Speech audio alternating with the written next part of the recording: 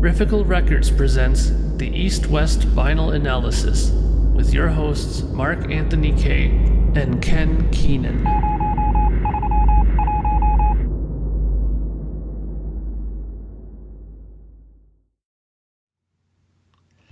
Greetings, friends.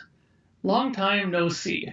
And we're here today to do episode 10 of the East-West Vinyl Analysis. So, yes, we're a little bit late. How they say, life sometimes gets in the way with certain things, and sometimes technical difficulties can get in the way of things as well. This is our third stab at it, but third time's a charm, and we're ready to go with something that I think that you guys will be very entertained with, to say the least. Today, me and my good friend, Mr. Ken Keenan, over on the West Coast in San Francisco, will be discussing concept albums with you today. So before we get started, how are you doing, my friend? How are things over in the West Coast? I'm doing great. Over here, it's been very hot weather, so I'm not enjoying it. So I'm on the coast in San Francisco, but I'm the east bay of it, and it's been hotter than you know what out here, constantly in the 90s. So it's been I got the air conditioning running, fortunately. Very good, because we've been having some hellacious weather here as well. Today was the first day that we've kind of had a bit of a break in the weather, so it's been nice. I've been taking advantage of it, kind of taking a few more breaks than usual from my recording sessions to take some extended walks with the dog while it's nice outside. So, I know you people are not here to listen to us talk about the weather. You're here to listen to us talk about records and some of our favorite records. So, as I mentioned earlier, today we're going to be taking a look at some of our favorite concept records. And as we all know, concept records are albums that tell a story within it. Now, what constitutes a concept record? Does it need to be both sides of the record, the whole record? Most people will say yes, but a lot of people sometimes say that side A, if it's a whole side based on a story, that still makes it a concept album. Mm-hmm. Who's to argue that 2112 isn't a concept record? Right. Yeah, so exactly. So we're going to take a look at 3 of our favorites from our collections, and give you a little bit of a background on maybe each of them, and show a couple of different variations of it, and hopefully you'll find this entertaining and exciting. So, my good friend Ken, since I think last time you went first, how about if I start this round? That is fine. Okay, fantastic. Go for it. So I'm going to start with a record that I only have one copy of, believe it or not. I have no other variation of this. I don't have an original pressing of this, and for very good reason, because for the longest time, it's been known within this community of this artist, the people that listen to his music, have always said that this record sounded absolutely atrocious in its original form, that there was no bass guitar in it. People complained about it vehemently. Just terrible, it's no good, blah, blah, blah. So when they finally went through with the reissue campaign for this artist, this was one of the albums that people were keeping their fingers crossed to get fixed up. Now, the artist I'm talking about is Frank Zappa, and we're talking about the Zappa Family Trust. And the album that we're talking about that people wanted very, very much completed in a proper form is Joe's Garage. Mm-hmm. Now this is Joe's Garage Act 1, 2, and 3. Okay, this is all 3 on a triple spread out open gatefold sort of thing. It even opens up more than this, but you won't even get it on the screen, basically. But I'll just take out one of the records so you can see it here. But this record, believe it or not, like I said, was one of those records that the people who are big fans of this artist just were not happy. They were saying that there is no bass in this at all. It was terrible. what happened, and anytime they made reissues of this record, Mm-hmm. it sounded terrible. There was no improvement on it. Zappa. Okay? Mm-hmm. Yeah. It's funny, you have Zappa Records on one side, but on the other side, you'll notice that they have his other label that he had before, Huh, that's interesting. Barking Pumpkin. Now, let's quickly just talk about what the concept is with this. Now, having heard this record quite a few times, I kind of know it, but what it is, but I wrote down a nice, quick and easy summary of it for you, which is basically, it's about a rock musician who is damned for the music that he makes in a world where all forms of music are soon to be totally illegal. So, it's one of those stories where, yeah, it's very interesting. The first song on here, if I'm not mistaken, is called The Great Scrutinizer or something like that. I think that's what it's called. Okay, this is actually the second one. The Central Scrutinizer. That's the first thing. So it's like this very interesting, like kind of like spoken voice thing, like, you know, where they're criticizing music and stuff like that. And it's Frank Zappa just kind of being like the scrutinizer, you know. Yeah. And it's funny because this is one of those records, and this is one of those times, like for me personally, I have a love-hate with this album. This album has some fantastic stuff on it, and there's stuff on here that's just ridiculous. Like, they have a song here called Why Does It Hurt When I Pee? That's one of the songs that are on here. So it's obviously, you know, one of those songs about the groupie kind of thing about rock music, right? Mm-hmm. So, you know, I've always loved Zappa, and I've loved that era where he's from, like, you know, Apostrophe or Overnight Sensation and One Size Fits All. That stuff I really loved. It's very musically challenging. Some of the earlier stuff I thought was a little too much dropping of acid kind of music for my liking.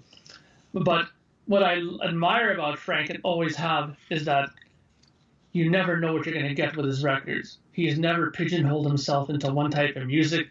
You know, he'll do one kind of music, and then 2 records later he'll release like Cruisin' with Ruben and the Jets, which is a total bebop record, like top to bottom. And you're like, what the hell is this? Like, and then he'll come back and make like a really heavy record, or then he'll make a record like this, which is like a story concept, or he'll make a record that's like a total straight ahead fusion record. Like, you don't know what you're gonna get. And that's what I like about him.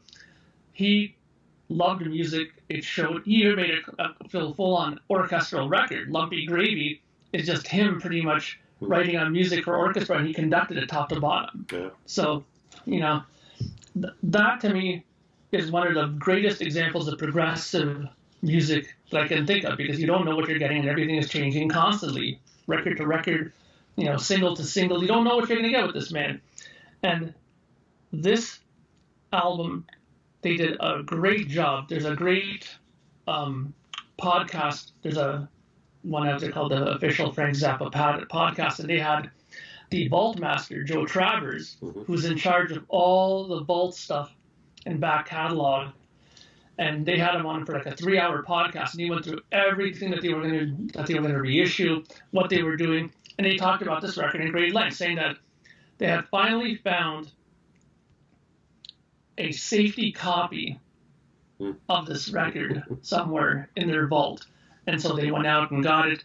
They did a really thorough job with Bernie Grundman to fix it up, and it now sounds fantastic, because a lot of the other copies of it that they had in the vault were terrible. There was tape degradation going on, and again, there was not anything really good on there, and the copies that they were made were terrible. And if you go to any of these kind of websites that have listings of all the different variations, they go into great detail saying, you know, Canadian copies were terrible, this copy was terrible, because they had certain things. They had dropouts. Sometimes the pannings were incorrect. They would have panned it and mixed it in the wrong side. So there's all kinds of weird things that happen with it.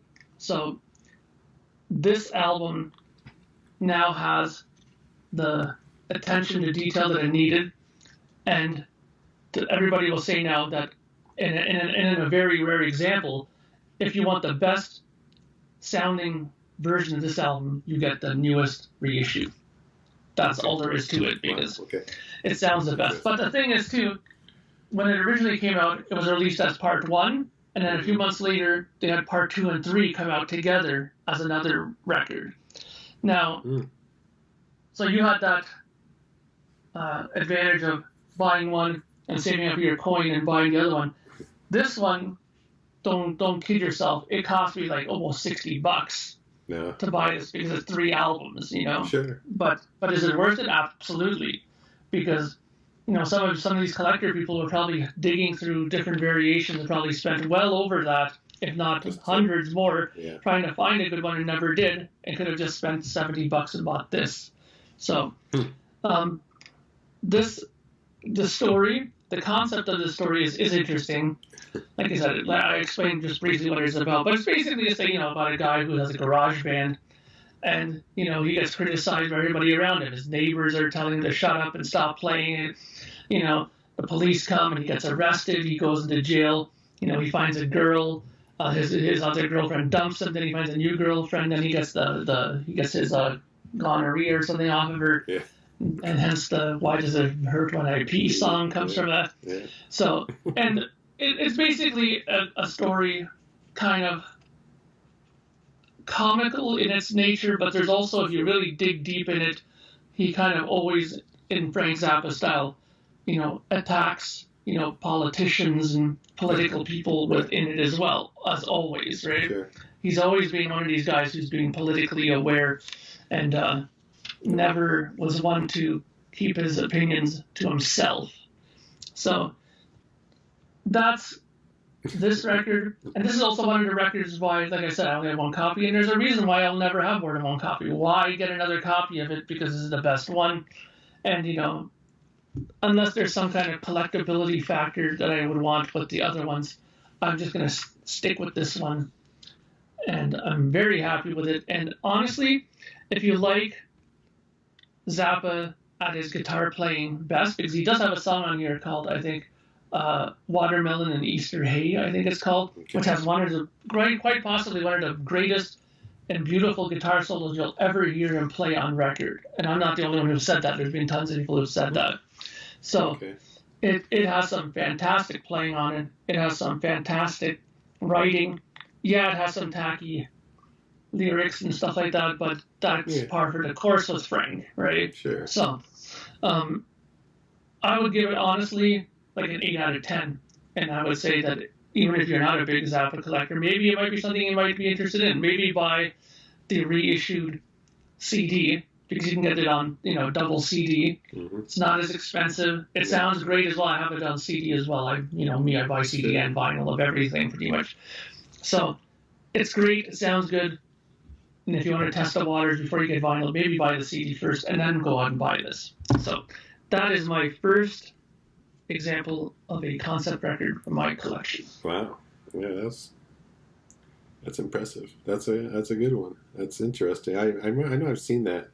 I don't think I've ever heard that album, but I know I've seen it.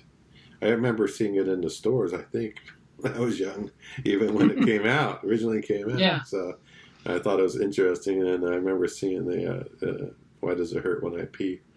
I thought that was hilarious. The song title, I was like, what the heck? Yeah, that's a good pick. Good pick, Mark. Interesting pick. Interesting. All right. So I'll start with my first one. Okay. And this one is, I'll just start off here, is Alice Cooper, From the Inside. I know Mark is a little bit familiar with it because I sent you a copy of that. Yes. I do listen to it quite a bit, actually. Yeah. So thank you. It's and this album is kind of interesting too, because it's the original and has the folding open kind of thing here, and like a picture from people from inside the asylum, doors that open here, and they reveal them running out, that they've been released. There's another door. Oh, the door in here. There's a quiet room where Alice is in a. I don't think I even peeled that one back because this is kind of in real good shape, so I haven't pulled it back. But he's in there with a straitjacket on.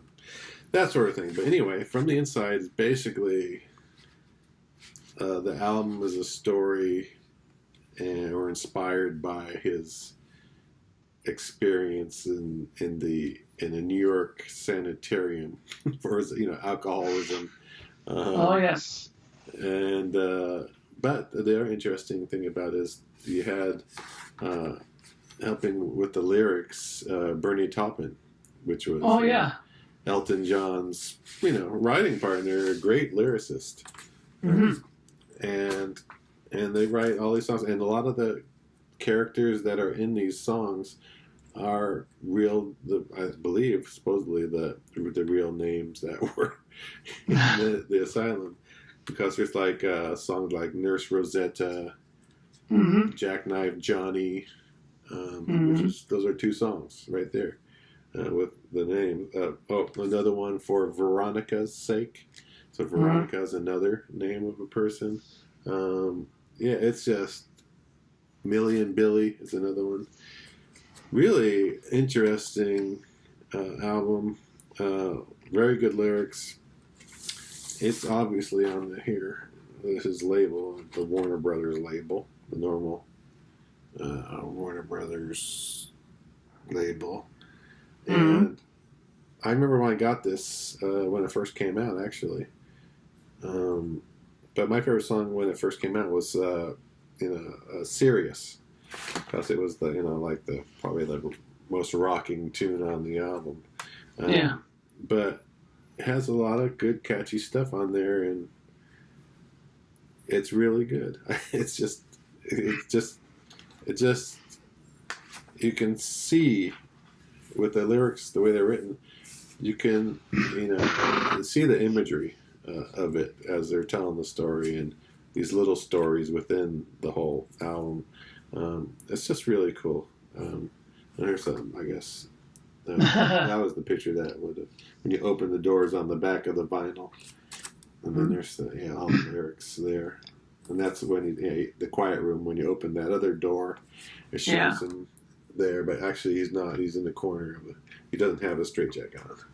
I thought he did, but I forgot. So that album it came out, was it 1978, November 78. I have some notes up here, and they released the initial single was How You Gonna See Me Now, was the first single, and then they released From the Inside as a single after that. But it did pretty well. Otherwise, I think it. Where does it say here? I'm going to try to get the charts up here. Maybe I don't have all the charts on that. But I think the single. Oh, the charts. Here we go. Well, it didn't do too well as an album on the charts. It went to number 60. That was I think peak position in Billboard in the United States. And then, but How Are You Gonna See Me Now did well as a single. Got to number 12. Oh, nice. That's good. Yeah. The other one, From the Inside, didn't chart. So I wouldn't have picked that one. I would have picked something else, I think. It's a good song, but there's other songs that are better than that. But it's a really cool album. I know Alice has done some others, Welcome to My Nightmare and other ones. Some, concept. Dragon Town. Had a theme to it, right? So this is a good one. I mean, if you do like Alice at all, it's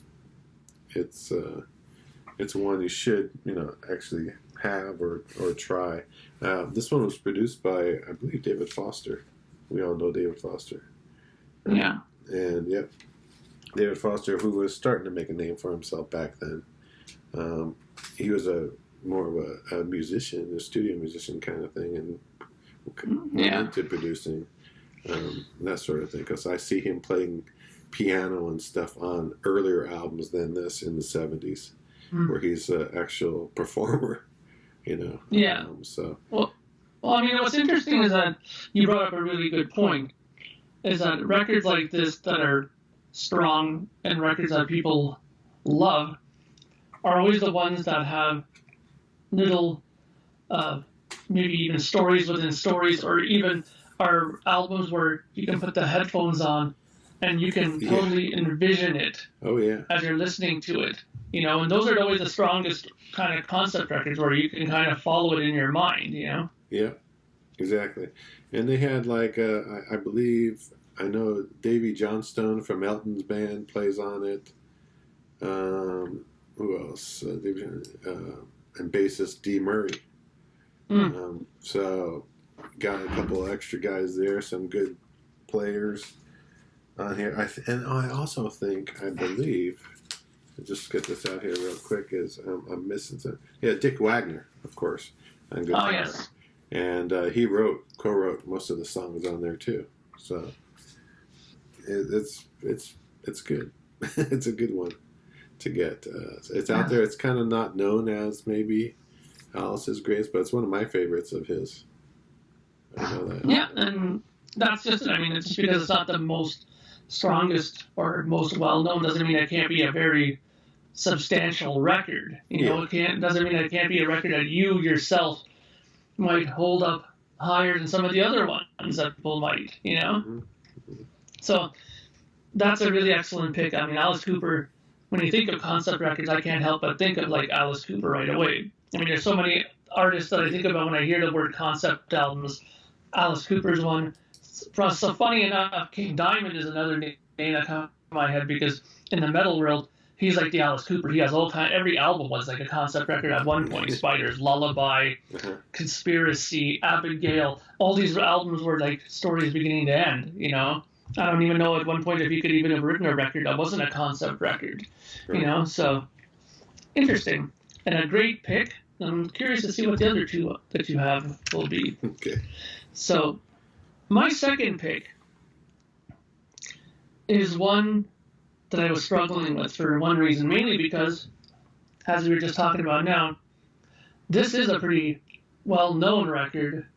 Probably, I would guess a lot of people probably own this record, but I couldn't help it. I mean, in his catalog, he has other records that might not be all-out concept albums, but this one is so strong and so well done and is so influential to me as a player, a guitar player and a writer, that I couldn't ignore it. I had to take it and bring it here. Let me just grab them real quick.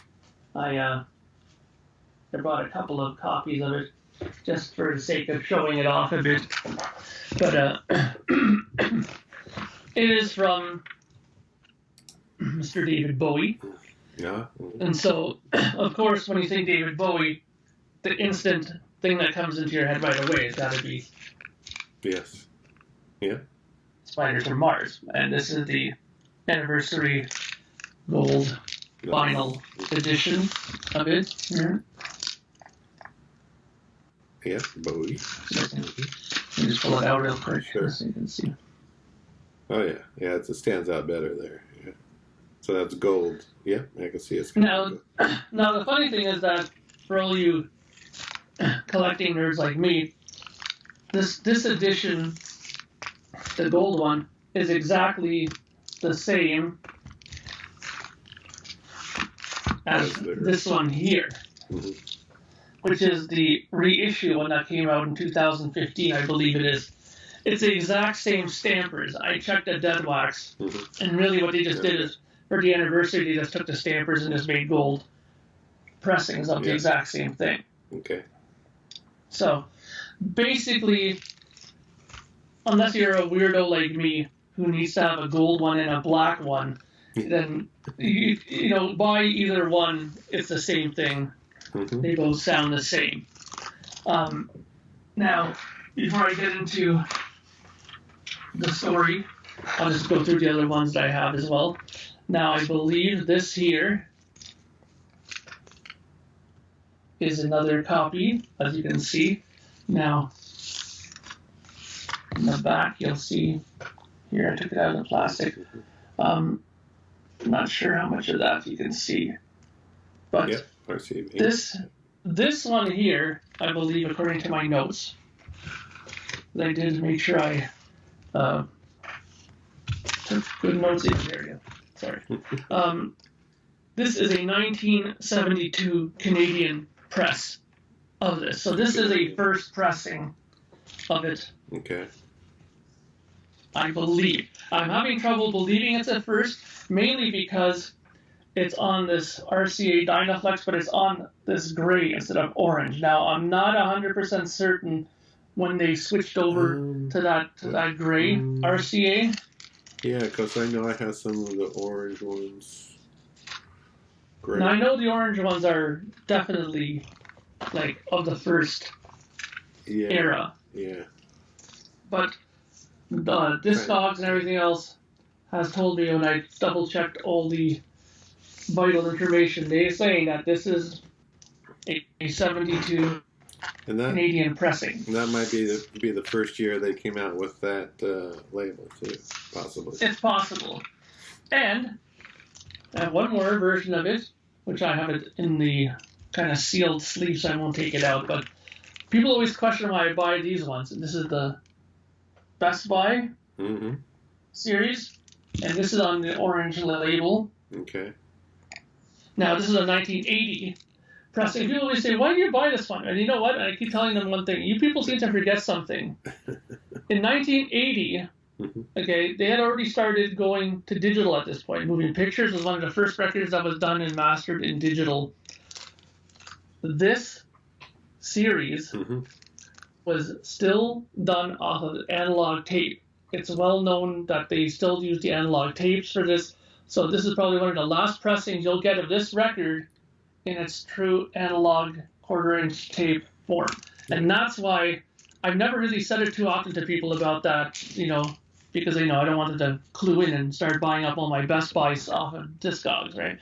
So, especially the Bowie ones. I don't care if you buy other ones, but the Bowie ones I'm hunting, I got pretty much all of them from this series. So I'm pretty content. But they sound good. I've played them. I put them against some of my other ones. I put it against my 72. Yeah, the 72 sounds a little bit better, but really, for a Best Buy series pressing, this sounds really, really, really good on vinyl. You'd be surprised. Now, people who might not know, what is this album about? Well, again, I wrote down something to kind of summarize it for you. A Martian rock star arrives to Earth to deliver his simple message, let the children lead the way. However, during his stay on Earth, he becomes victim to his own rock star excesses. So you can kind of get the idea there. 5 years is about how there's apparently 5 years left on planet Earth till it's all done. You have Moon Age Daydream and all these other songs, and then it gets all the way to Ziggy Stardust, which talks about him and his band and stuff. Suffragette City is like complete chaos and anarchy, and then you have Rock and Roll Suicide, which is him pretty much at the end of his rope. So really, if you follow the lyrics, put the headphones on and don't get interrupted and have an uninterrupted listening experience, you can totally follow this album. Now, this is to me one of what's his name, Mick Ronson's crowning achievements on guitar. I love this record. People say that he's mixed a little softly in this record compared to stuff like Pinups or even Aladdin Sane, but I think his guitar playing is phenomenal on this. Also, I would say that if you love this record and want to hear great versions of this, the live album that came out after this, or even the Ziggy Stardust motion picture soundtrack album, is really good and has some of Mick Ronson's most incredible guitar playing. I really love his playing, and it's very influential to me. And the story in this record is great, and I think sometimes people forget that this is a story-based album, because a lot of the times when you turn on radio, you're going to hear, Ziggy Stardust, or you're going to hear 5 years, or you're going to hear, Suffragette City. You always hear that all the time on the radio. And these songs are so good, even in individual form, that to me almost makes it that much better of a record, because not only is it a great record in story form, but you can go in and cherry pick songs off of this record and make a mixtape if you wanted, and just pick some songs off of this, and they're great songs. They're not songs where you pick it out and listen to it and you're like, I like the song, but I don't understand what they're talking about in here because you don't have the rest of the story. You know what I mean? Mm-hmm. It's almost like you don't need the entire story to enjoy a lot of these songs on here. Yeah. So, definitely a high point record for me. And honestly, I love all his eras, but it's one of those records that I think is very strong from his catalog. I like this. I kind of like Station to Station is another album that I really like. That's in his latter period. And then another record that people would really scratch their heads about. I love Hours, and people would say that that's really a really like, MOR based or almost an adult orientated album, very laid back. But I really like that album. And again, he's another artist like Zappa, where he'll get a couple records like this, then he'll switch a couple records like this, then he'll come out with like Young Americans, which is like a totally white soul record. Yeah. Saxophones and all kinds of stuff, So, again, another example of artists that I like, and influenced me. Like, that's not to say that Project Gemini in 2 records from now will come out with a saxophone-based album or anything like that. But I like the idea that, you can change and experiment and bring in some new sounds and not be chastised for it. I like people who can accept that in an artist. So, great album. Interesting story for the time. Think about it. It's 1972, and you're talking about a Martian coming from outer space. So it's not very common. I mean, sure, he talked about Space Oddity in '69, right, which is Major Tom in that. But, it's a good album. I think probably most people probably own it, so I'm not going to say go out and buy it because you probably already own it. So that's my second pick. I think it's a strong pick, and curious to see what you pick now. Yeah, that's a good pick. I don't own it, but really, no, it's not because I just never got around to it. It's one of those kind of things where there are certain albums out there that I know, I want to get, but I just never did it, or I didn't find a copy that I thought it was worth buying. If I was going to buy a used one, but maybe one of the newer ones, like you have pressings, if they sound good. Oh, they do. So I know a lot of the music because I've heard it all. Basically most of it anyway. So yeah. Whether on the radio or YouTube or whatever. But that's a good pick, though. That's good. Thank you. I like that. All right, and I like that you have a bunch of the versions of the albums too, so that's cool. Different copies, because I know that is. All right, so my second one is kind of similar to your pick, not in the sense of. The first one, the one you're showing, is the colored vinyl. Okay. So this one, and we mentioned it before, and you've had it on your videos recently too, on your own videos. Rush 2112, and you mentioned the first half of the album. Side 1 is the Temples of Syrinx. Overture. The overture. Discovery. The whole deal. 2112 story, I guess you call it. But this copy here was the one that came out, I guess it's this year. Mm-hmm. It's the special one that they released, which I think, like yours, is the same stamp pressing of the one a few years earlier or whatever that they did. It's the same one with the hologram. Really, it's the same press. It still has the hologram, yeah. So let me check it out. It comes in a nice sleeve.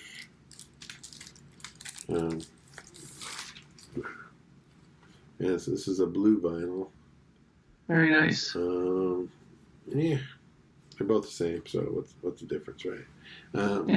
But there it is. It's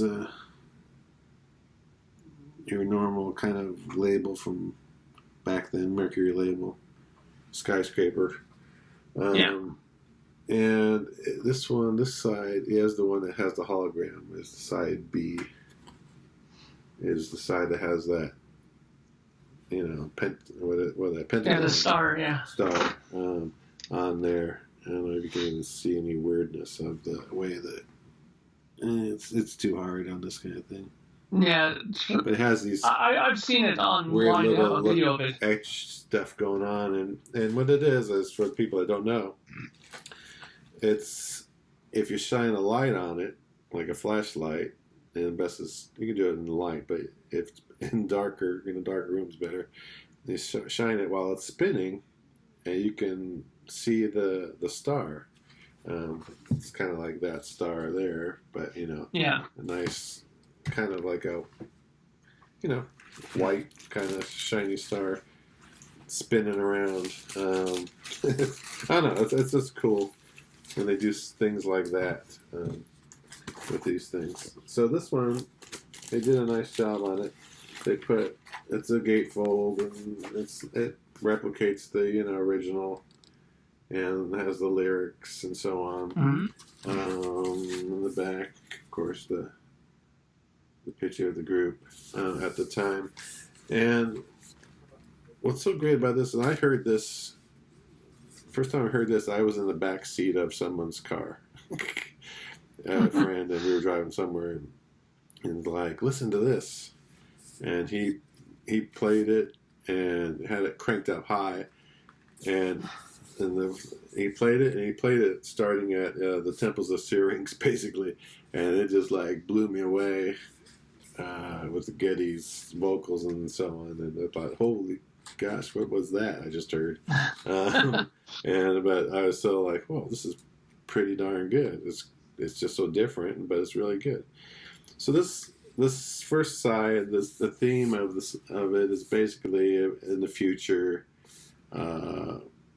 There's again, like Mark's first pick, I think, or Zev, about the music is outlawed. You can't have any music, and this guy searches and finds in the cave a guitar, and it's like, what the heck is this thing? And he starts fiddling around with it, and he starts to play notes and things, and so it's a story about him finding a guitar and then bringing it back to the priests, and everything's run by computers, I guess, right?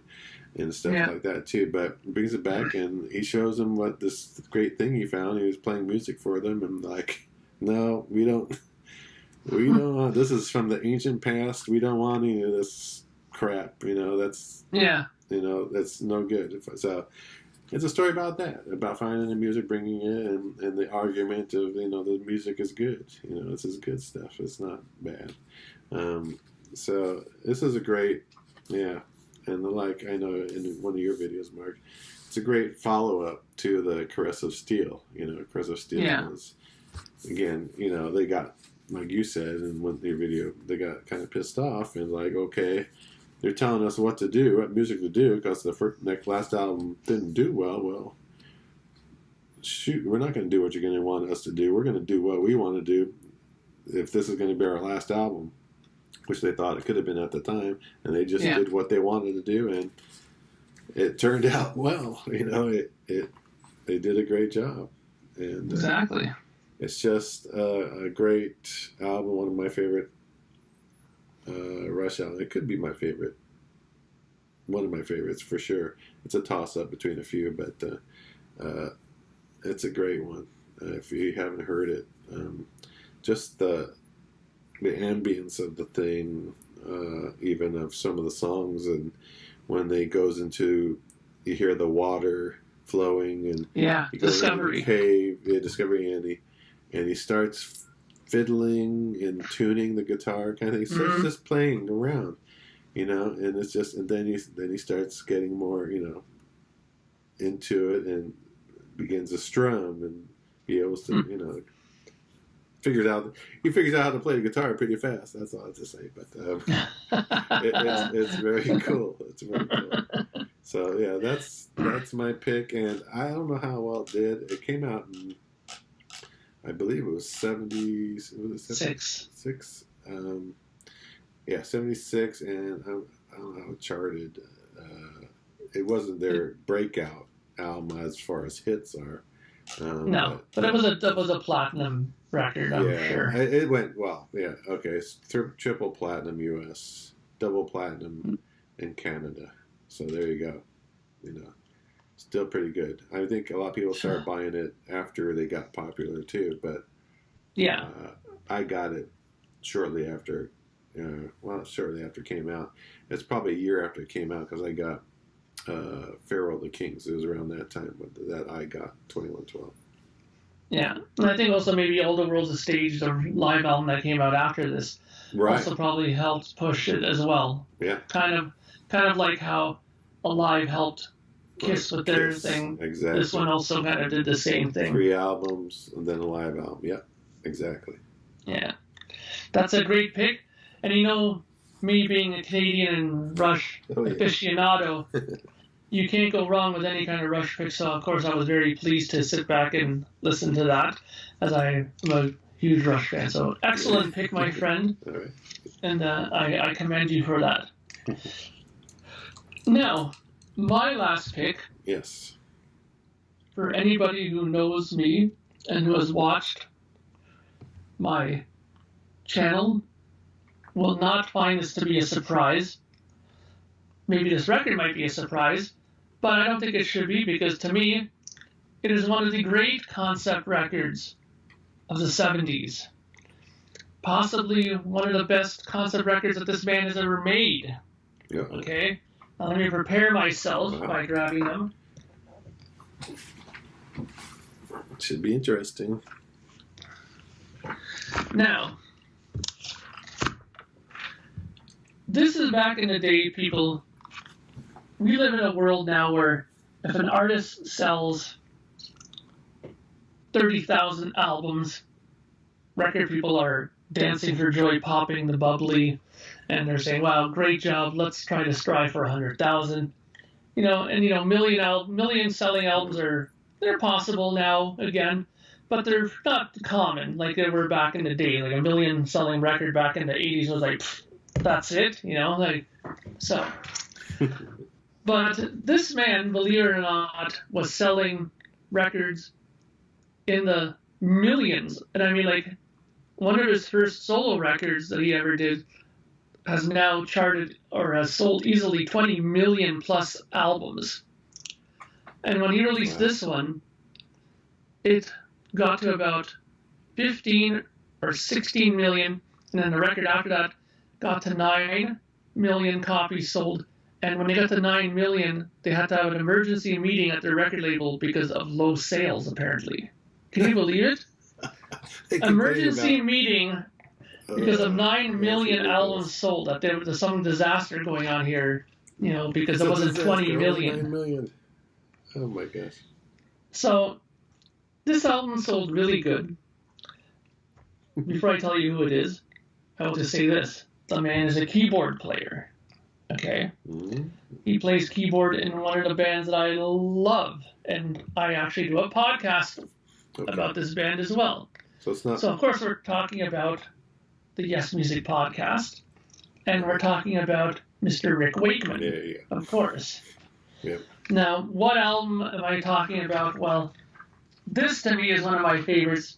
And this album always goes down with a chuckle with some of my musician friends, whenever I mention this, because they always do the old elbow jab when I talk about this record. Because they're like, yeah, it's a good record, but don't forget, he also did this on ice too. Remember the old on ice version of this record? I was like, yeah.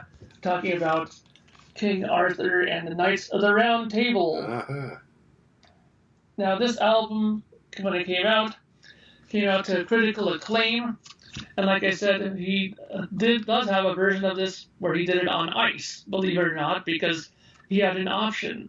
Either do it on ice or cancel the show because they had some kind of ice capades thing going on, and they weren't able to get rid of the ice in time. So he said, great, screw it. We're going to bring a bunch of girls out here and men, and they'll just dance around in these kind of night costumes and stuff. And it's online on YouTube. It's just absolutely ridiculous, but it's one of them. But this is a great album, and I'll show you. I have a few copies of it here. Now, this one, I believe, if I'm not mistaken, yes, is my newly acquired, almost mint version of the Columbia House pressing. AM And also- Records. So that was a Columbia You'll club. notice at the bottom, it'll say manufactured by Columbia House. Okay. So it's a club record. Yeah. Yeah, it's a record club version Yeah. of the record.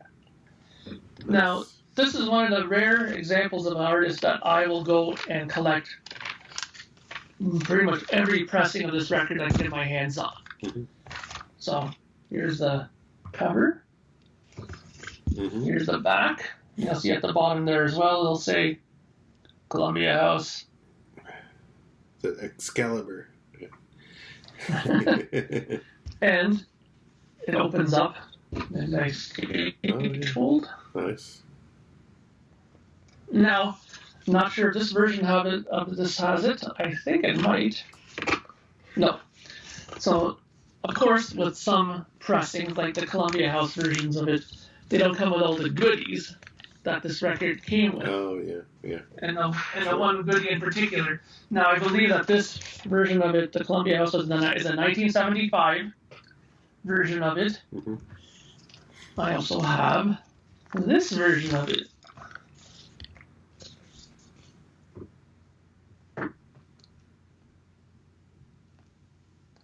The white label promo version, which is exactly the same. Nice. And you'll find that also that the texture of it is a little different. Right. Now, here's the album. It is a white label. In good shape. It is in brilliant shape, actually. So this one must sound pretty darn good. It sounds fantastic. I gotta say, like, the first time I put this on, I was like, wow. Yeah. Like, there was absolutely no noise on it when I dropped the needle. I'm like, really? That's like a 75 album, 1975. Yeah. So when it starts off with a I was like, holy shit, this sounds really good. Like, you know, because it's clean, clear. But I gotta show you, the reason to get this kind of record is all about this. And when you go out and look for this record, make sure this is in there. Is it a poster? The booklet Oh, we'll put that. that goes through the entire story. Oh, that's neat. Well, nice. Okay? And it's a big, it's lengthy. Like, there's Arthur here, then here you have Guinevere and the Lady of the Lake. Is that the lyrics too? Yeah. With it? Yeah. Okay. Yeah, That's absolutely. And then you have here also like Sir Lancelot and the Black Knights. Ah, okay. And here you have Merlin the Magician. Yep. So, I mean, That's it has everything in here, every single bit of the story. So, That's cool. again, for a Artwork. concept, Yeah. for a concept record, I think this is very important. And of course, they have a very awesome picture at the back at the end here. Right. Now, Round table. the round table, and that's the thing. When you have a concept record like this, you kind of want this stuff because it'll help you follow along with the story if you're not, following it too well. So that's a 75. All of these are 75. These are all original year pressings. So you have that. This one here is my Canadian pressing. And that's a of it. 75 also? Yep. Okay. The original, it has the booklet as well in it. Now this one, I'm going to take this one out. Because this is, and I don't know if you've heard me mention this before, but I've always said that if you want to get the ultra best copy of a record, what you want to look for is obviously the first pressing, but you also want to find the country of the origin of where this guy is from. So you want to find the UK pressing. Oh, yeah. To get the best one. So this here is the UK pressing. You already notice that the seal is a little bit better designed and Mm-hmm. it looks a lot better. This is an A&M from the UK. And the material is a little bit more thinner. I find it's always the case with European pressings, I find. And again, it has the booklet in here, exactly the same in there, but the main difference is in this nice poly-lined inner sleeve. They do that in Europe a lot. Yeah, as you have the UK. Do that. That is the UK pressing. Cool. Considering Right that there. they do thinner outer sleeves there, it's nice that they put a more protection on the inner sleeve for the record. Absolutely. Now this one sounds really, really good. Almost equal to the white label. Almost. Yeah. Which it should, though, because it is the first pressing from its home country. Yeah, yeah. And now I have one more pressing of this. Wow. That is my very treasured one because it's recent. Okay. It was from the Pledge Music campaign. This is the newest, I think it's like 2017 or something, 2016 reissue of the album.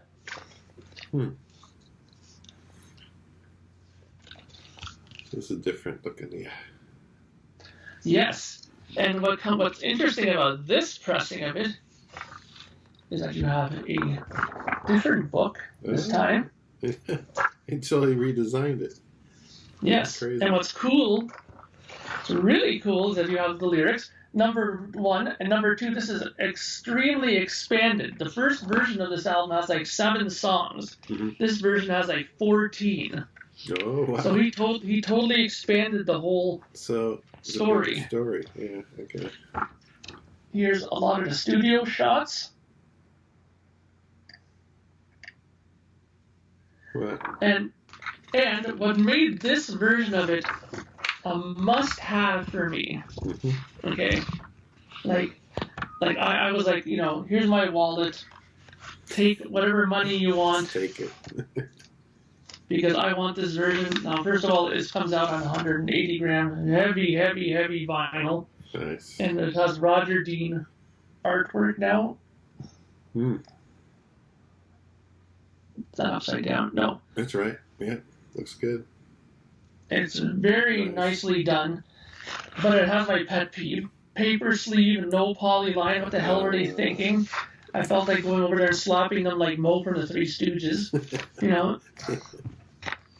But the reason that I said to myself, I simply have to get this, and I'm going to just double check and confirm that I'm not just talking out of my rear end here, but I'm pretty sure that on this album,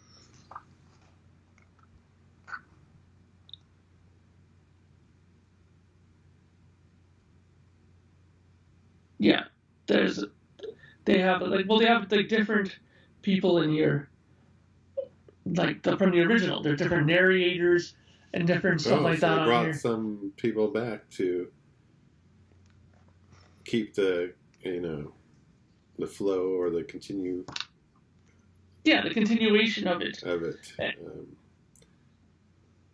it's great because they have the Nottingham Festival male voice choir, and they so expanded on this, and they have such a great narrator voice on here that it's just a brilliant version of it. You get so sucked up in this. So he re-recorded all the original ones and then added new songs to it.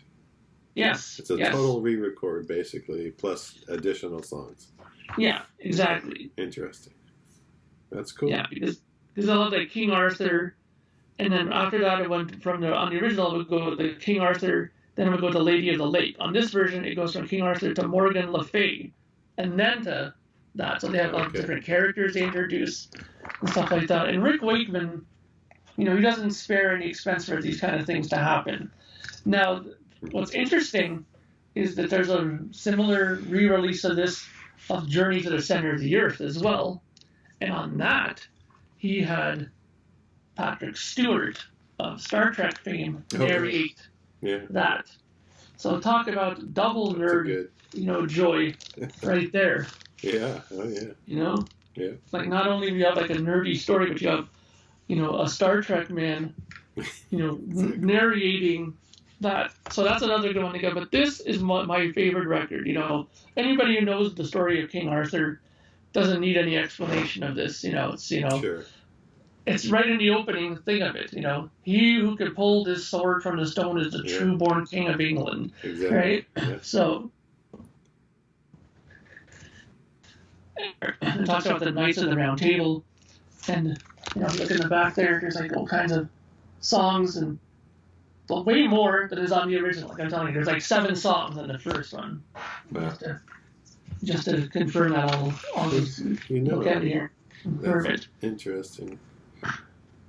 It's like Arthur, Lady of the Lake, Guinevere, Sir Lancelot. That's side 1. Mm-hmm. On side 2, you just have Merlin the Magician, Sir Galahad, and the Last Battle. 7 songs. That's it. That's all that was on the first one. And on this one, like 14 songs, they doubled it. Wow. So that, to me, is quite possibly one of my favorite concept records. And again, I'm one that will collect as many copies of this as possible. I'm hunting down the one from Spain. I'm still hunting down the one from Portugal. And sure, I will get them. They will be mine. Okay? I will have them. They will be yours. Yes. Yeah. And why this is... Sorry, go ahead. I said, why not? Yeah, exactly. Why not have them? And like I said, I love this story. It's a good story. And again, another highly recommended one to slap on the old headphones, dim the lights a bit, and check it out.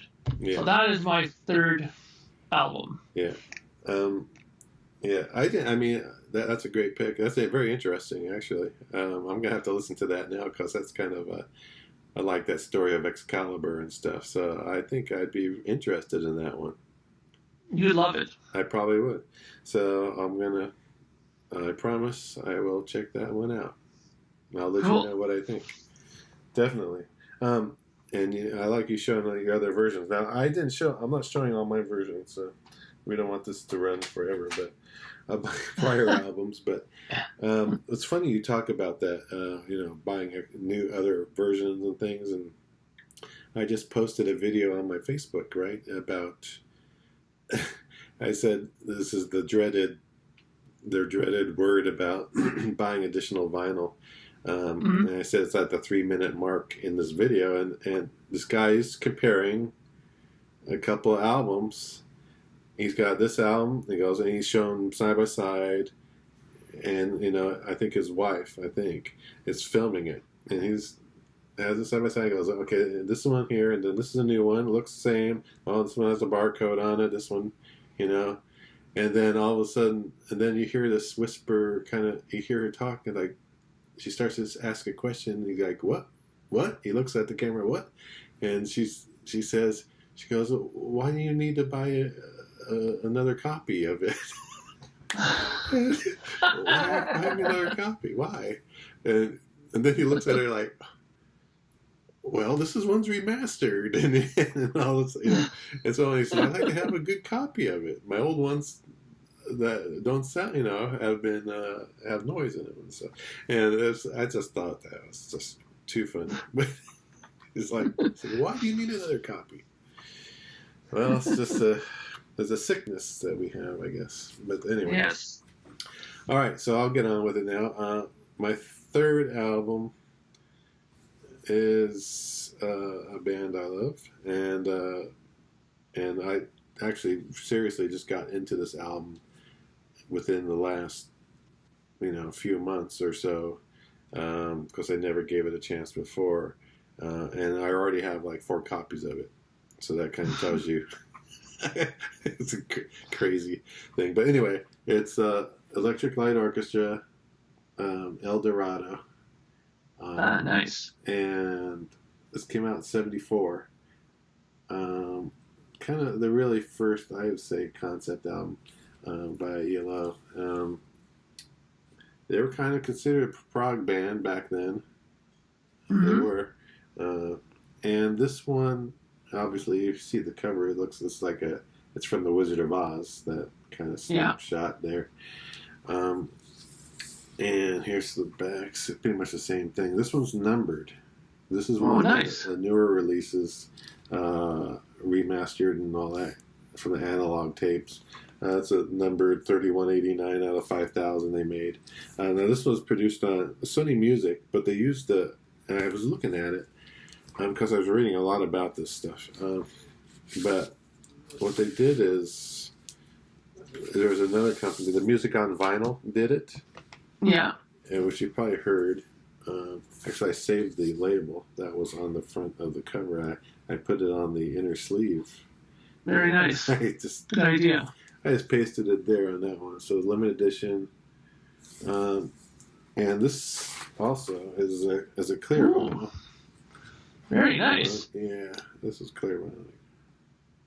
There you go.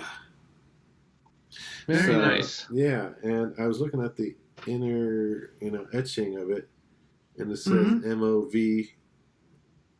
LP. Oh, it's a Music on Vinyl pressing. They actually had the stamp of the Music on Vinyl because someone said they needed to get the Music on Vinyl, and then I got this Sony Legacy. It's Sony Legacy, but they used the Music on Vinyl pressing, which is what I heard sounded great, and it does sound great.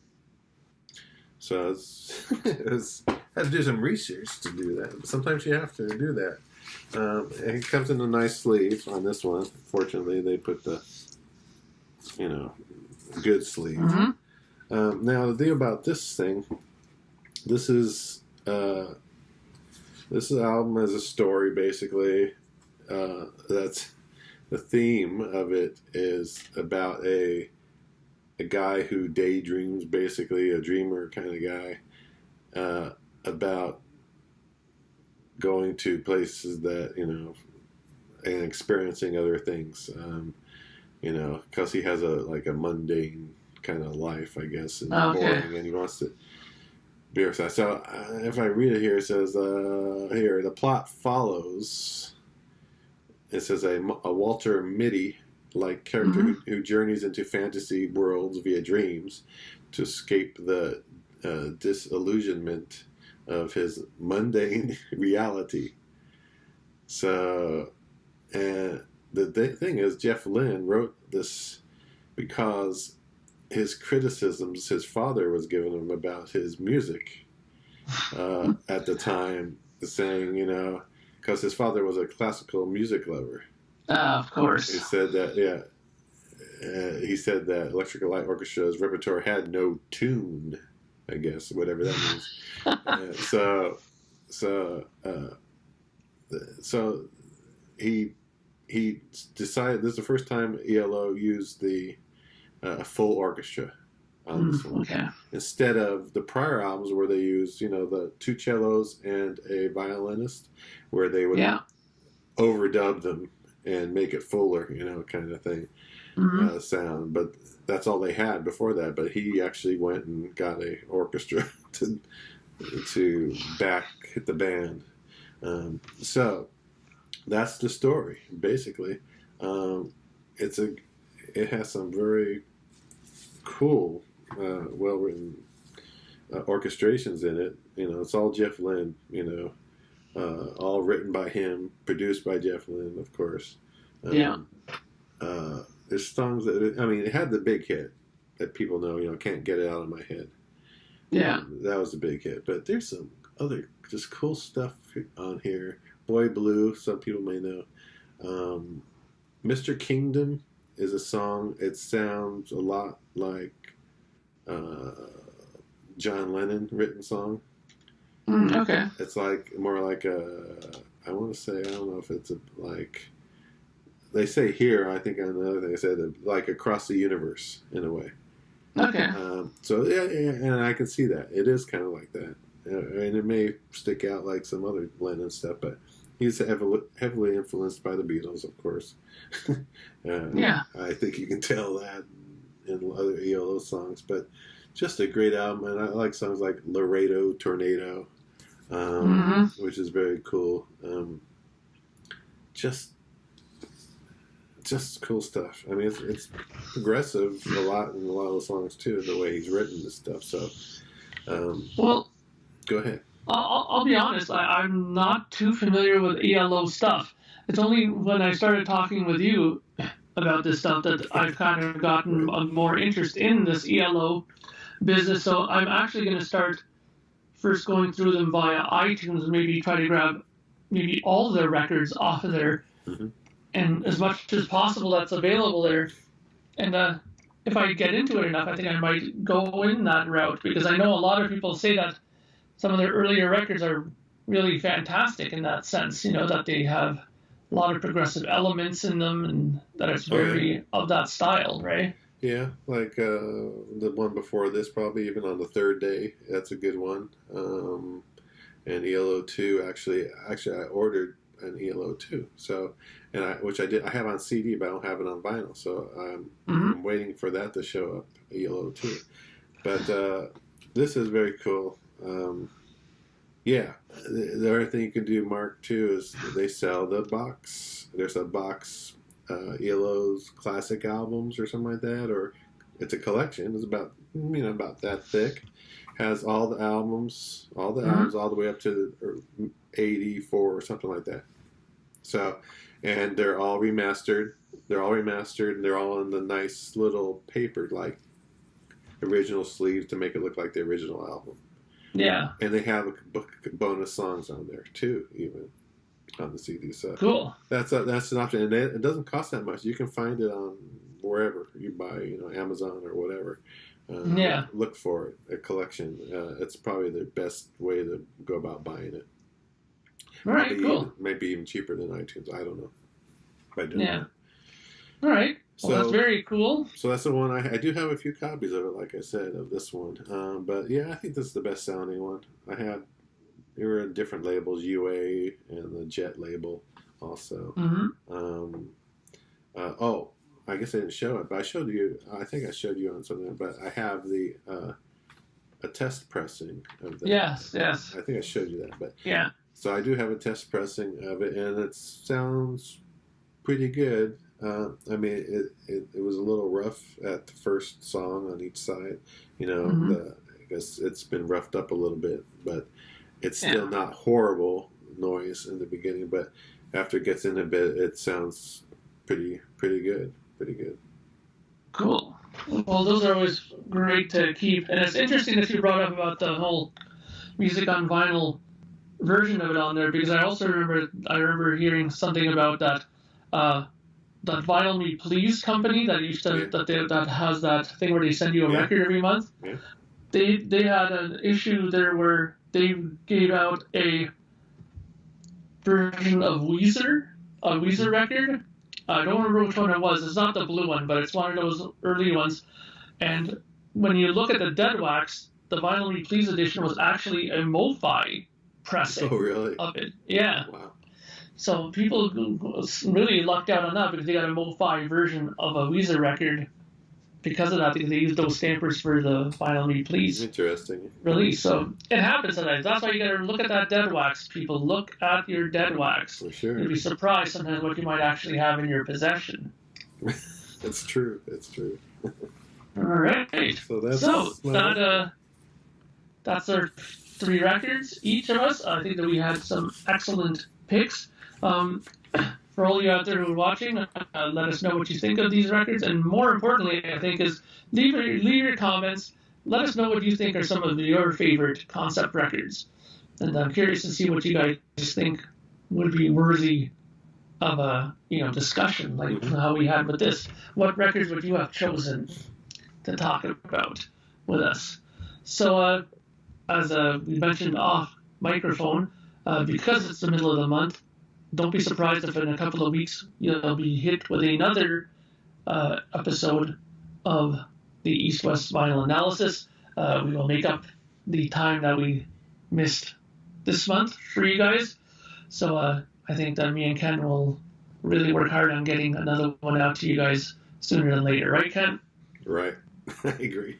Great. We'll do it. Okay. All right, great. So until next time, which will be not very long from now, this is Mark Anthony K. and Mr. Ken Keenan saying thank you very much for watching. Subscribe to the channel, and we'll all talk to you very soon. Bye for now.